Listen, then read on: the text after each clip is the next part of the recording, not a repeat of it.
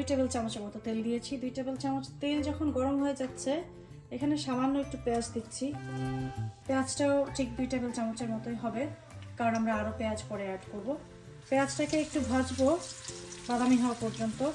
পেঁয়াজগুলো যখন এরকম বাদামি হয়ে আসবে, সে পর্যায়ে এখানে আমি যে শিম কুচি করে নিয়েছি সেগুলো দিচ্ছি। শিমটাকে আগে দিতে হবে, কারণ শিমটা যেহেতু একটু সেদ্ধ হতে সময় লাগে। আর বাংলাদেশে যদি এই ভাজিটা করেন তাহলে এই সময় আলুটাও দিয়ে দিবেন, কারণ আলু কিন্তু হতে সময় লাগে। সেই জন্যে শিমের সাথে আলুটা একসাথে দিয়ে দিলে সেদ্ধ হয়ে যাবে।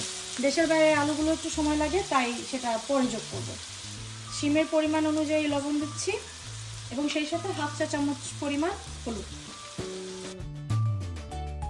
হালকা হলুদে পুরো ভাজির রঙটা সুন্দর হবে, সবুজ সবুজ থাকবে। এটাকে ঢাকনা দিয়ে আমি জাস্ট মিনিট খানেক একটু ঢেকে দেব। মিনিট খানেক সময় যথেষ্ট।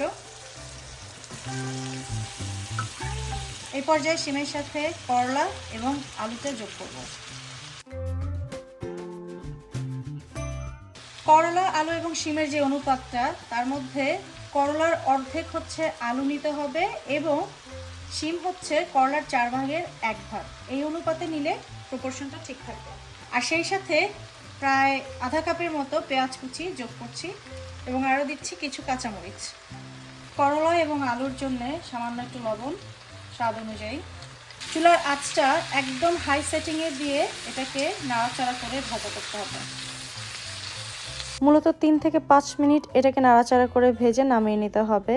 করলার রংটা এরকমই সবুজ থাকবে। আলুটা কোনো মতে একটু সেদ্ধ হলেই করলা ভাজিটা হয়ে গেছে। যখন নামাবেন তখন অনেকটাই কাঁচা কাঁচা এবং সবুজ থাকবে। ঠিক এইভাবে ভাজি করলে করলা কিন্তু একদমই তেতো লাগবে না এবং অন্যরকম সুস্বাদু হবে।